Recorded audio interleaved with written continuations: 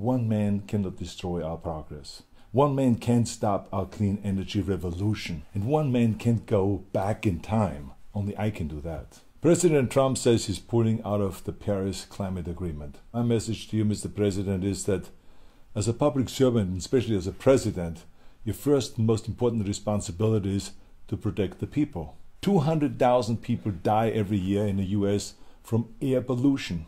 And that half of our rivers and streams are too polluted for our health. We can't sit back and just do nothing while people are getting sick and dying, especially when you know there's another way. Mr. President, I know that it can be easier and more comfortable to look backwards. And to many people, the past we know is less scary than the future that we don't know. But some of us know what a clean energy future looks like. And it isn't scary. We have seen it in cities and states and all over the world. In fact, we know that the dirty energy future with asthma, emphysema, and cancer is much, much more terrifying. So please, Mr. President, choose the future.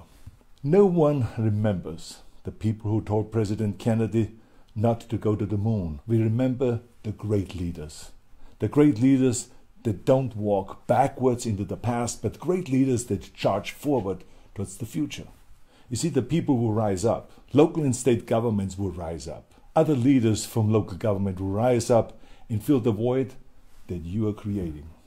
Like all the great movements in human history, our clean future starts with a grassroots movement in our communities, our cities, and our states. 70% of our dirty emissions can be controlled at the state and local level.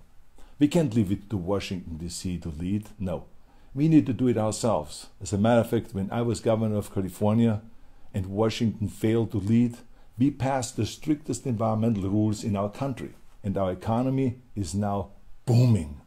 Today we are number one in protecting our environment, and we are number one in economic growth. We have the cleanest air and water, and we also have more manufacturing jobs than any other state. We added more jobs last year than the second and the third states combined. Protecting the environment will not destroy our economy. The bottom line is great environmental policies do the opposite. They pump up the economy. Share this video if you think it's time to start a grassroots revolution to save our planet.